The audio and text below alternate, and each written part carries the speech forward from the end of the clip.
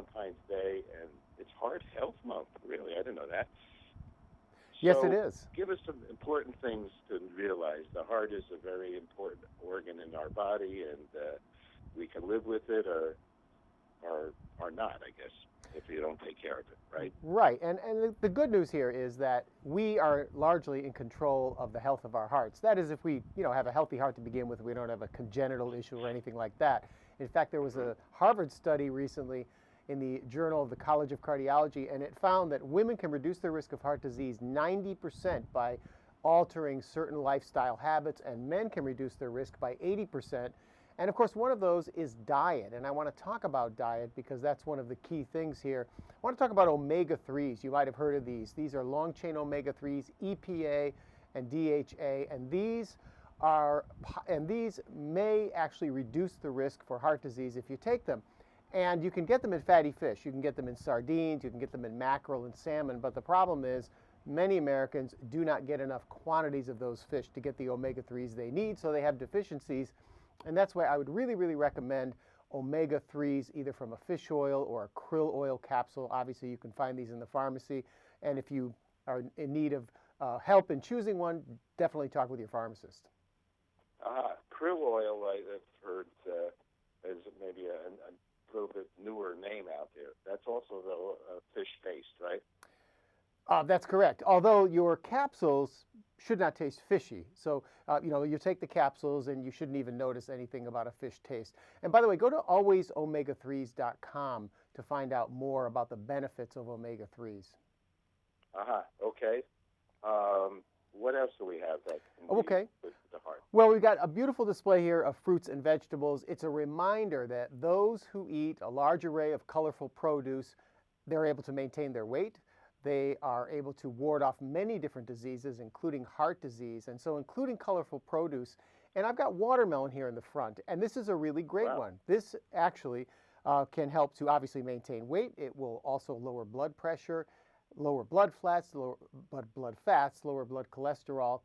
And it is something that you can enjoy year round. We think of it as a summertime treat, but I coach a soccer team, and we always have this year round at halftime. We have watermelon because, first of all, it hydrates you very well, and it's got all those nutrients in it.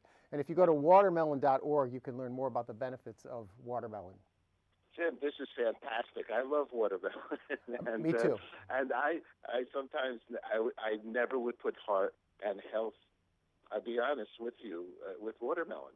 This is great that you're in discussing it because Jim really does his homework, and all these years he only tells us things that are really really wise.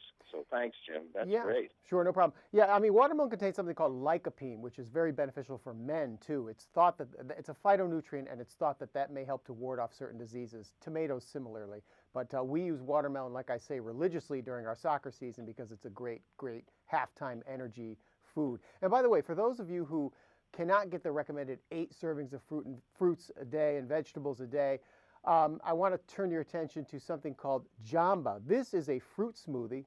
You can buy it in the freezer section of most retailers. You mix it with juice, and the great thing is this contains a full serving of fruit. You got an on-the-go lifestyle, but you want to get your fruit.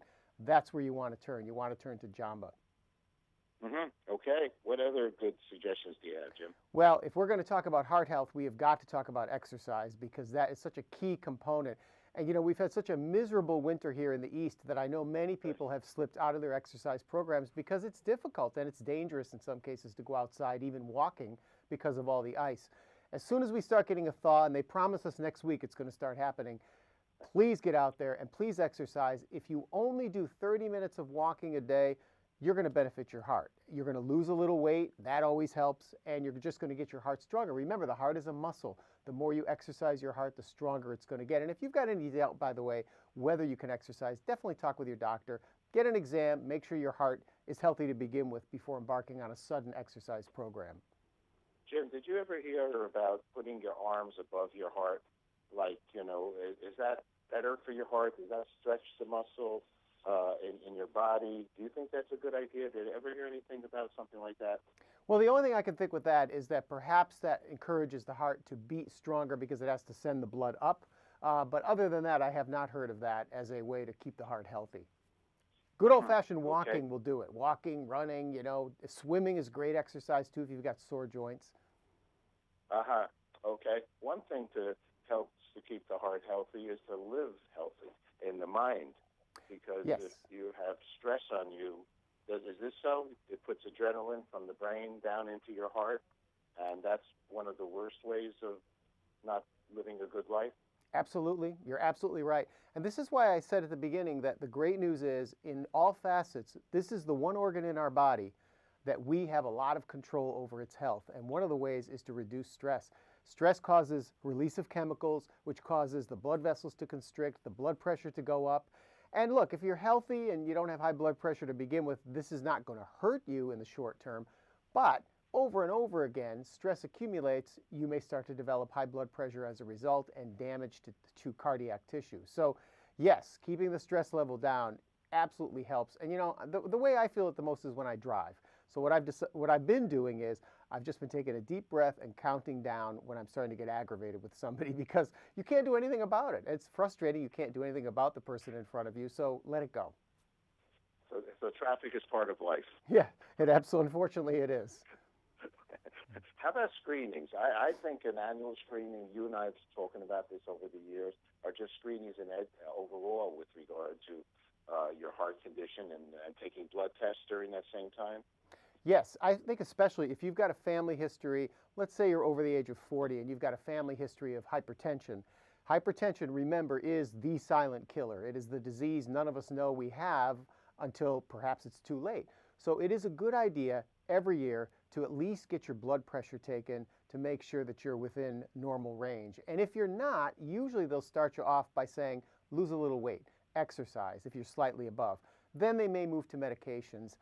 But yes, you're absolutely right. The older you get especially, the more you need to pay attention to your heart. As we get older, you can get things like atrial fibrillation. That's very common. It's an irregular heartbeat.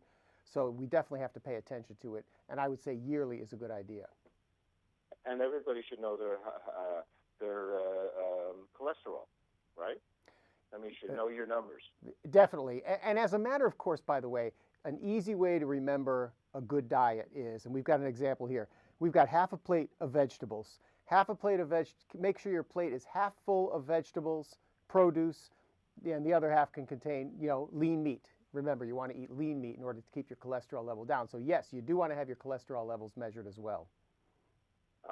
Okay. Jim, any other good news that you want to share? Well, we're talking about stress reduction. The good news is that next Sunday, March 8th, daylight saving time begins. And in just 3 weeks or so, we've got springtime. And that's going to reduce my stress, that's for sure. It has been cold. It's really something else, right, this year for everybody. Yeah, it's been brutal. And I'm up in the Boston area, and we have had 100 inches of snow for the whole season, wow. And most of it is still on the ground. So I'm looking forward to warmer temperatures and being able to move around a little bit more. Okay. So give me some of those websites again that we should check into. Sure. So you want to go to alwaysomega3s.com. You can go to watermelon.org and athomesmoothie.com for the Jamba. Oh, all righty. Beautiful. Okay. Jim, always a pleasure. Let me 2 quick questions. What's good news for you, Jim? Well, as I said, spring's coming and spring soccer. I coach soccer. Spring soccer's coming, and I'm really looking forward to it. And then the last question, just because we're so involved with trying to achieve world peace, what's peace for you? What's peace for me? Peace for me is when I come home at the end of I work for a local station, and when I come home at night and I can relax and be by myself and process the day, sit down with a glass of wine and process the day. I'm at peace. There you go. Jim, always a pleasure. Big honor always to talk to you. Thanks so much. Thank you. I appreciate it. Take care. Bye now. Take care, my friend. Bye-bye.